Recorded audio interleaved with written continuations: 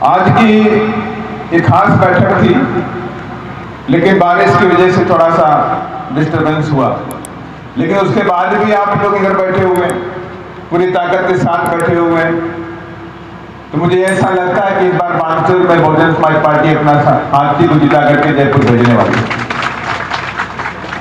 ताकत समाज से आती है। अगर समाज साथ में है तो हम भागीदारी देने को तैयार हैं।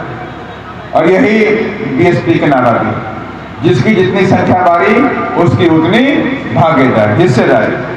तो हम हिस्सेदारी देने तैयार हैं, लेकिन बात यह है कि आपको साथ में आना पड़ेगा। पूरे देश के अंदर आज धीमे धीमे इस देश में दलितों, पिछड़ों, आदिवासियों पे हमले हो रहे हैं। पूरे देश के अंदर चाहे किसी की सरकार है, आज चाहे वो कांग्रेस की है, चाहे वो बीजेपी की है, धीमे धीमे हमारे अधिकारों पे हमला होता है। जो संविधान के अंदर हमें अधिकार मिले, उन अधिकारों पे हमला हो रहा है। अभी पिछड़ा वर्ग की एक रिपोर्ट आई और पिछड़े वर्ग की रिपोर्ट में राजस्थान का बुरा हाल कि 7 जिलों में 10 साल से ओबीसी का कोई सर्टिफिकेट ही नहीं बनाया। अब ओबीसी का सर्टिफिकेट ही नहीं बनाया तो मतलब क्या हुआ? क्या यहाँ के ओबीसी के लोगों को नौकरी मिलती होगी? क्या कहीं नौकरी नहीं मिलती, ओबीसी के बच्चों को कोई नौकरी नहीं मिल रही। और इसी प्रदेश के अंदर लंबे समय से बीजेपी भी राज किया, कांग्रेस ने भी राज कर रही है। लेकिन ओबीसी के बच्चों को नौकरी कैसे मिलनी चाहिए, आदिवासियों के बच्चों को नौकरी कैसे मिलनी चाहिए, दलितों के बच्चों को नौकरी कैसे मिलनी चाहिए, उसके ऊपर किसी ने कोई काम नहीं। और ये बात कब मालूम हुई? जब पिछड़ा वर्ग ने अपने रिपोर्ट 3 दिन पहले दी कि सबसे बुरा अगर हाल है जहां पिछड़े वर्ग के बच्चों को नौकरियां नहीं मिलती हैं तो वो राजस्थान। ये रिपोर्ट पिछड़ा वर्ग के लोगों ने दी और उसके बाद ये दोनों पार्टी आपस में राजनीति करती है। बीजेपी बोलती मैं तुम्हारी गलती है और कांग्रेस बोलती है तुम्हारी गलती है, जबकि गलती दोनों की है। और ऐसे मोदी जी ऊपर बैठे केंद्र में, जब कोई बात उनसे पूछी जाती है पार्लियामेंट के अंदर तो उनके लोग बोलते हैं तो नेहरू जी की गलती, कांग्रेस की गलती, तो हम क्या करें? मैंने 10 साल तुमको भी हो गया, 9 साल तो हो गया। उससे पहले अटल बिहारी वाजपेयी जी भी प्रधानमंत्री थे, उन्होंने भी सरकार चलाई, तो 10 साल के ऊपर तो वरन हो गया। तो 10 साल में तुम भी कुछ नहीं कर पाए। इस देश में आज भी पिछड़ा समाज का व्यक्ति पिछड़ा ही रह गया। आज भी देश के अंदर जातिवाद, ऊंच नीच, गरीबी और अमीरी है। आज भी देश के अंदर बहु बेटियों के साथ में बलात्कार, अत्याचार होता है और नियम कानून बहुत सारे हैं। लेकिन बात यह है, इस देश में जो बैठी सरकारें हैं इन गरीबों के बारे में सोचती नहीं। अगर गरीबों के बारे में सोचती तो उनका उद्धार करती। लेकिन ये बात क्या है, सिर्फ इस देश में बैठी सरकारें, चाहे वो कांग्रेस की हो, चाहे बीजेपी की हो, चाहे वो प्रदेश में बैठी कांग्रेस की सरकार है, ये सिर्फ अमीरों के लिए काम करती, गरीबों के लिए काम नहीं करती। सिर्फ और सिर्फ अमीरों और धन्ना सेठों के लिए काम करती हैं, बड़े बड़े रईसों के लिए काम करती। और यही नहीं, अभी तमाम तरह के आप लोगों को जानकारी मिली होगी, जो मेरे पढ़े लिखे साथी हैं, जो मोबाइल में देखते हैं, कोई नॉलेज भी रखते हैं राजनीति में क्या हो रहा है, उनको बताना चाहता हूं कि 13,22,000 करोड़ रुपए धन्ना सेठों का केंद्र की सरकार ने माफ कर दिया।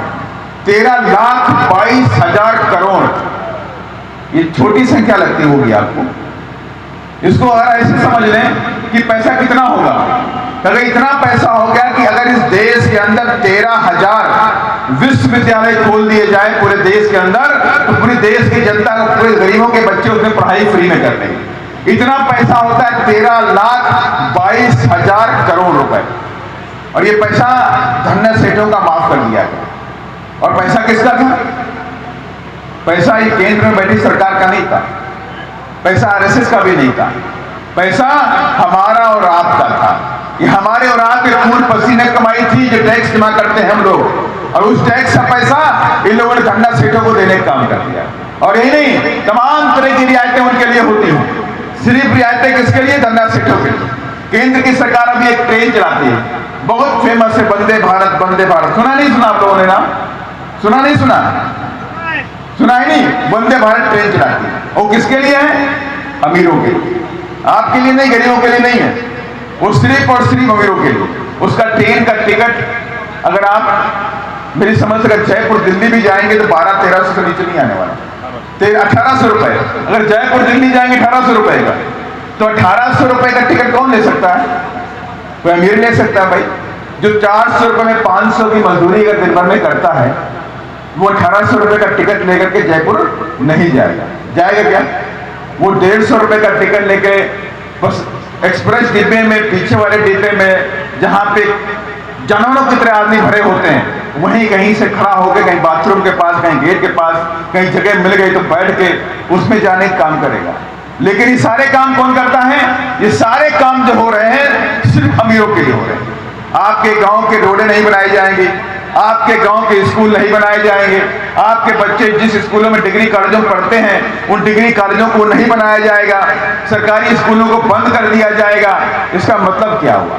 केंद्र में बैठी सरकार हो चाहे प्रदेश में बैठी सरकार हो, वो इस देश के अंदर दबे कुचले दलित पिछड़े आदिवासी के लिए काम नहीं करना चाहती। वो सिर्फ धन्ना सेठों के लिए काम करना चाहती है और अमीरों के लिए काम करना चाहती है। और आपने देखा भी, मुकेश जी बोल रहे थे कि प्रदेश के अंदर किस तरह से करप्शन हो रहा है। सारे एग्जाम जो होने वाले हैं नौकरियों के, उनके पर्चे लीक हो जाते हैं, एग्जाम लीक हो जा रहा है, एग्जाम ही लीक हो जा रहा है। जब एग्जाम लीक हो गया तो हमारे बच्चे और आपके जो बच्चे पढ़ लिख करके रात दिन पढ़ते हैं तो वो नहीं सेलेक्ट हो सकते हैं। कौन होंगे? जिन लोगों ने पर्चा लीक कराया।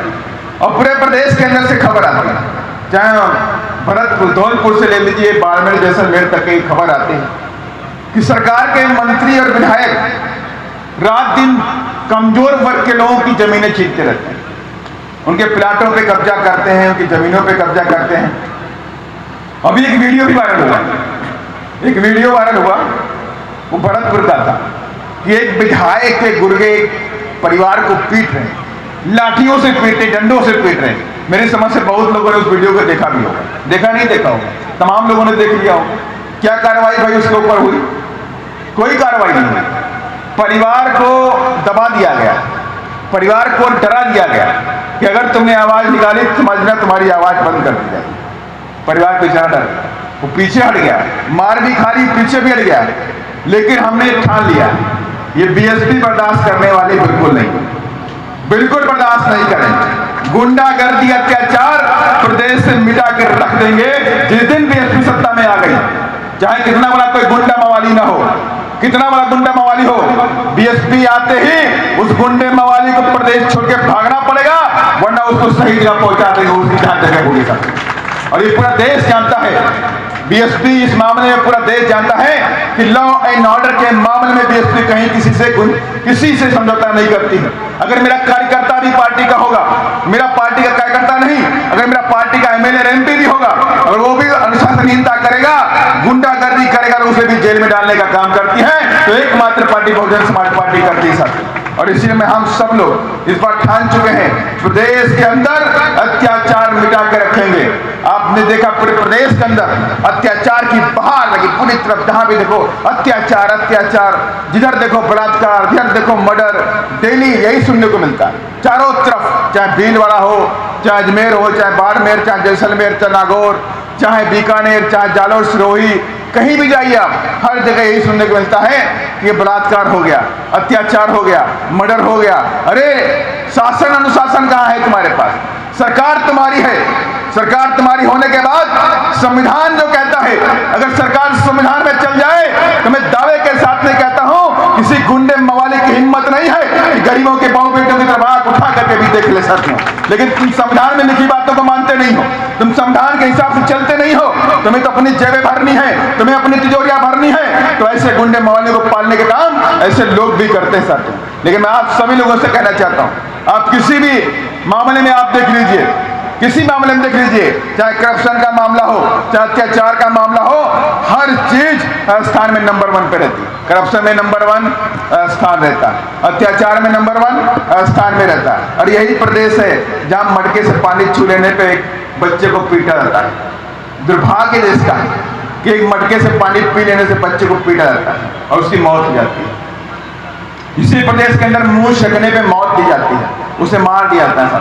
अरे ऐसा कहाँ है? इस देश में ये दबे कुचले लोग जो इस देश में हजारों साल से इस देश में गुलाम बनाए गए, हजारों साल से उनकी गुलामी को खत्म किया तो बाबा साहब के संविधान ने खत्म कर दिया। बाबा साहब का संविधान नहीं होता तो इस देश के अंदर पिछड़े, दलित, आदिवासी कभी डॉक्टर, इंजीनियर, IAS, IPS नहीं बन पाते। महात्मा फूले नहीं होते तो इस देश में गरीबों के बच्चों को, आदिवासियों के बच्चों को, पिछड़ों के बच्चों को पढ़ने का अधिकार नहीं होता। तो ये जो भी है, आज जो भी आपके पास मिला हुआ है, ये सारा देन हमारे महापुरुषों की देन है, ये संघर्ष का देन है। इन लोगों ने जीवन भर संघर्ष किया तो हमें आज सबको इस देश के अंदर मान सम्मान दिलाया है। और इस देश के अंदर इस मान सम्मान को बचाने के लिए ये जरूरी है कि हम सारे लोग मिलकर के अपने संविधान की रक्षा भी करें।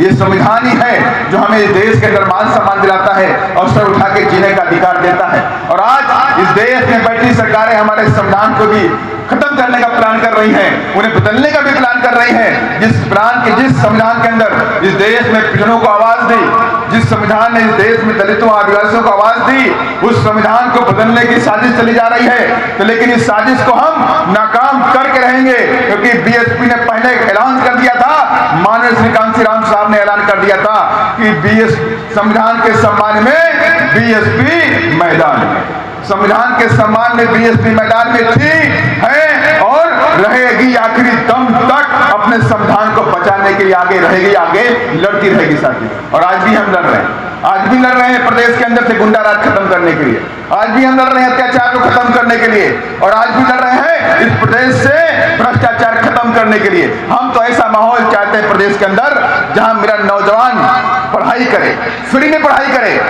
मैं कहना चाहता हूं, अभी एक कंपनी चला रहे हैं, यहाँ के मुख्यमंत्री जी कंपनी चला रहे हैं, राहत शिविर कैंप, कहते हैं राहत शिविर कैंप है। 500 रुपए महंगाई राहत शिविर कैंप, 500 रुपए में सिलेंडर देंगे, 200 रुपए में 200 यूनिट बिजली फ्री करेंगे। बोल रहे कि नहीं बोल रहे? जब तुम्हारी सरकार जाने वाली है तो तुम लेते हो 500 का सिलेंडर देंगे, 200 यूनिट बिजली फ्री देंगे। अरे तो पहले कहां चले गए तुम? 4 साल पहले कहां चले गए तुम? ये यूनिट क्यों लेके नहीं आए? हम कहते चलो ठीक है, आप 500 का सिलेंडर भी दे रहे हो, 200 यूनिट बिजली फ्री दे रहे हो, तो आप ये भी अनाउंस करो कि हम प्रदेश के अंदर गरीबों के बच्चों की शिक्षा को फ्री करेंगे। शिक्षा फ्री नहीं करना चाहते, या आप तो राशन फ्री करना चाहते हैं, 5 किलो राशन ले जाओ फ्री में, 200 यूनिट फ्री में बिजली ले जाओ, ये कहेंगे 500 का सिलेंडर भी ले जाओ। लेकिन आप उससे कहोगे मेरे बच्चों को शिक्षा फ्री दे दो, तो शिक्षा फ्री नहीं करेंगे। सब कुछ करेंगे लेकिन आपका बच्चों को शिक्षित नहीं करेंगे। उनको डर इस बात का है कि अगर ये शिक्षित हो गया, यादव का बच्चा, सैनी का बच्चा, गुर्जर का बच्चा, जाट का बच्चा, अगर ये शिक्षित हो गया, ये कुमार प्रजापति का बच्चा शिक्षित हो गया, तो ऊंची ऊंची कुर्सी पर बैठ के अपने अधिकार को मांगने का काम करेगा साथी। ये डर उनको है, इसलिए आपको सब कुछ देने को राजी है लेकिन शिक्षा फ्री देने के लिए राजी नहीं है। लेकिन बहुजन समाज पार्टी क्या बोलती है? हम शिक्षा फ्री देंगे। जो उत्तर प्रदेश में हमने शिक्षा फ्री की, OBC के बच्चों को शिक्षा फ्री की, दलितों के बच्चों की शिक्षा फ्री की, आदिवासियों के बच्चों को शिक्षा फ्री की, हमने पूरी शिक्षा उत्तर प्रदेश के अंदर कक्षा 1 से लेकर हायर एजुकेशन तक शिक्षा को फ्री कर दिया था। गरीबों की शिक्षा पे कोई पैसा नहीं पड़ेगा, 0 फीस पे एडमिशन होगा, 0 फीस पे एडमिशन हुए हजारों की संख्या में SC ST OBC के बच्चे डॉक्टर बने, इंजीनियर बने, MBA करके मैनेजर बने, आगे जाके बढ़ते गए साथियों। और यही नहीं, उत्तर प्रदेश के अंदर हमने 6 कोचिंग कॉलेज खोले, छत्रपति साहू जी महाराज इंस्टीट्यूट के नाम से हमने कोचिंग कॉलेज खोला, एक नहीं 6 कॉलेज खोले। और 6 कॉलेज के अंदर हमने निर्णय लिया कि SC ST OBC के बच्चों को, जिनके बच्चे डॉक्टर बनना चाहते हैं, जिनके बच्चे इंजीनियर बनना चाहते हैं, जिनके बच्चे SDM बनना चाहते हैं, कलेक्टर बनना चाहते हैं, SP पुलिस डिप्टी कमिश्नर बनना चाहते हैं, तो उनके सारे बच्चों को हम कोचिंग फ्री में देंगे। क्योंकि कोचिंग में जाएंगे तो आप 3 लाख रुपए 4 लाख रुपए फीस लगती 3 लाख रुपए 4 लाख रुपए फीस लगती है। तो कोचिंग में एक मध्यम वर्गीय परिवार अपने बच्चों को नहीं पढ़ा पाता, गरीब परिवार सपने भी सोच नहीं पाता कि गरीब का बच्चा कैसे कलेक्टर बनेगा। तो उसके लिए बहन जी ने कहा कि आपको सोचने की जरूरत नहीं है, आपकी बहन मुख्यमंत्री है, अब ये मेरी जिम्मेदारी बनती है कि SC ST OBC के बच्चे ज्यादा से ज्यादा पढ़ लिख के डॉक्टर, इंजीनियर और कमिश्नर, SP DM बन करके वहां कुर्सी पे बैठे, ये मेरी जिम्मेदारी बनती है। और उसके लिए बहन जी ने उत्तर प्रदेश के अंदर 6 कोचिंग कॉलेज खोले, आगरा में खोला, अलीगढ़ में खोला, झांसी में खोला, और लखनऊ में सबसे बड़ा खोला, हापुड़ में खोला, और ऐसे कोचिंग जिसका आप कभी नाम भी डालेंगे, मोबाइल में डालेंगे, छत्रपति साहूजी महाराज कोचिंग इंस्टीट्यूट, तुरंत आपके सामने आ जाएगा। और उसके अंदर SC ST OBC के गरीब बच्चों के लिए फ्री में रहने की, फ्री में खाने की, फ्री में पढ़ने की, किताबें फ्री, ट्यूशन फ्री, मकान फ्री, ये सारा सब कुछ, सारा इंतजाम आदरणीय बहन जी ने उत्तर प्रदेश में करने का काम किया साथी। और उन कोचिंग कॉलेजों से हर साल हजारों की संख्या में बच्चे अधिकारी बन के निकलते हैं और बहन जी को धन्यवाद करते हैं और जय भीम करते हैं कि बहन जी आपकी वजह से हम आज कलेक्टर बन गए, डिप्टी कलेक्टर बन गए, हम RTO अधिकारी बन गए, तहसीलदार बन गए। ये देन अगर है तो ये बहुजन समाज पार्टी की है, और ये देन है तो बाबा साहब के संविधान की साथी है। और इसलिए मैं आप सभी लोगों से कहना चाहता हूं, आपने लंबे अरसे तक यहाँ पर कांग्रेस को भी सत्ता आपने देने का काम किया, और लंबे अरसे तक आपने बीजेपी को सत्ता देने का काम किया। लेकिन इस बार मैं आप सभी लोगों से अपील करने के लिए यहाँ पे आया हूँ कि इस बार आप हमारे लोगों की तरफ से 2023 में हाथी का बटन दबा दीजिएगा। उसके बाद स्थान के अंदर देख लीजिएगा कि SC ST OBC का राज होगा, इनके बच्चे पढ़ के अधिकारी बनेंगे, डॉक्टर इंजीनियर बन जाएंगे, फ्री शिक्षा देंगे और अत्याचार को राजस्थान से मिटा करके रख देंगे पूरी तरह से, कहीं भी अत्याचार दिखाई नहीं पड़ेगा। और गुंडों मवालियों की जो उनकी असली जगह है उनको वहीं भेजने का भी काम करेंगे साथी। और इसलिए मैं आप सभी लोगों से कहना चाहता हूँ, तमाम मेरे नौजवान साथी बैठे हुए हैं, तमाम मेरे बुजुर्ग बैठे हुए हैं, तमाम मेरे पिता बुजुर्ग बैठे हुए हैं, मैं आप सभी लोगों से अपील करने के लिए आया हूं कि आप सभी लोग इस बार 2023 में या आपकी अपनी पार्टी, ये बहुजन समाज पार्टी जो है, यह आपकी अपनी पार्टी है, इसका नाम बहुजन समाज पार्टी है, ये बहुजनों की अपनी पार्टी है। इस पार्टी को जिताइए और सत्ता तक लेकर के जाइए और कम से कम 60 विधायक अपना देंगे तो मैं दावे के साथ में कहता हूं मुख्यमंत्री आपका बनेगा, मुख्यमंत्री आपका बनेगा, किसी और का नहीं बनेगा, मुख्यमंत्री आपका बनेगा। और इसलिए मैं आप सभी लोगों से बारंबार अपील करता हूं कि मेरे नौजवान जो साथी पार्टी के वर्कर भी हैं, आप लोग गांव-गांव में जाइए, धाड़ी में जाइए, इस मिशन को, इस मूवमेंट की अलग को हर जगह बताने का काम करिए और उनको बताइए कि ये बहुजनों की अपनी पार्टी है जिसका नाम बहुजन समाज पार्टी रखा गया। और इसका मकसद एक है, इस देश के अंदर सामाजिक परिवर्तन और आर्थिक मुक्ति का आंदोलन होना चाहिए, इस देश में सामाजिक न्याय मिलना चाहिए, उसकी लड़ाई बहुजन समाज पार्टी इस देश में लड़ने का काम करती है। इस देश के अंदर अगर एक पार्टी है जो दलितों के लिए, आदिवासियों के लिए, पिछड़ों के लिए काम करती है, उनके हक अधिकार के लिए काम करती है, उनके संविधान को बचाने के लिए काम करती है, तो आपकी अपनी पार्टी बहुजन समाज पार्टी है और इसके अलावा कोई और पार्टी नहीं सकती। कोई पार्टी ये बात नहीं कहती है कि OBC के बच्चों को नौकरी मिलनी चाहिए, ये कोई नहीं बोलता SC ST के बच्चों को नौकरी मिलनी चाहिए, लेकिन बहुजन समाज पार्टी डंके की चोट पे कहती है OBC के बच्चों को नौकरी मिलनी चाहिए, SC ST के बच्चों को नौकरी मिलनी चाहिए, कोई पार्टी नहीं बोलती। इसलिए मैं आप सभी लोगों से मैं कहना चाहता हूं कि आपकी अपनी पार्टी जो आपके दुख को समझती है, आपके दर्द को समझती है, हमेशा पार्लियामेंट हो चाहे रोड से लेकर पार्लियामेंट तक आपके अधिकार की बात करती है, सिर्फ आपके अधिकार की बात करती है।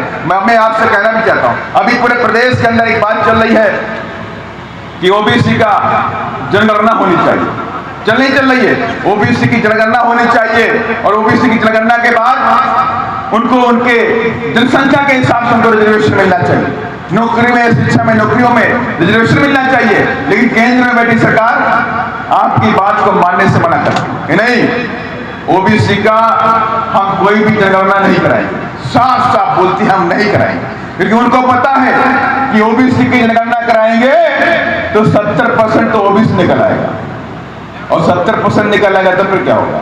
ये हमेशा हर बार तो अपना प्रधानमंत्री बनाएंगे, हर बार ये अपना मुख्यमंत्री बनाएंगे, हर जगह अपना MLA और MP बनाएंगे। इसलिए सरकार डरी हुई है कि OBC का जनगणना नहीं होनी चाहिए। अगर OBC की जनगणना हो गई तो OBC के लोग क्या कहेंगे कि मेरी संख्या जब भारी है तो उसके हिसाब से मुझे भागीदारी चाहिए, उसके हिसाब से रिजर्वेशन चाहिए, शिक्षा और नौकरी में रिजर्वेशन चाहिए। इसलिए केंद्र की सरकार जो है पिछड़ा वर्ग के लिए कोई भी जनगणना कराने के लिए राजी नहीं। तमाम ऐसी बातें जो SC ST OBC के खिलाफ काम करती है, लेकिन कहने वाला कोई नहीं, सुनने वाला कोई नहीं। लेकिन बात यह है, ये केंद्र बैठी सरकार कब सुनेगी?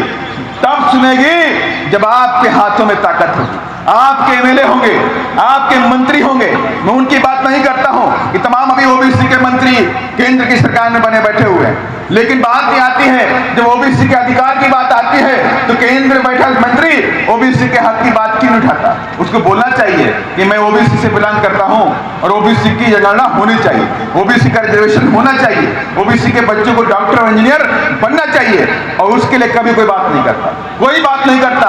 बात क्या करते हैं? हिंदू मुस्लिम, एकमात्र बात चलती देश के अंदर हिंदू मुस्लिम। कोई शिक्षा की बात नहीं करता, कोई नौकरी की बात नहीं करता, कोई रोजगार की बात नहीं करता, कोई सामाजिक न्याय की बात नहीं करता, कोई पिछड़ों के अधिकार की बात नहीं करता, दलितों के अधिकार की बात नहीं करता, कोई संविधान की बात नहीं करता।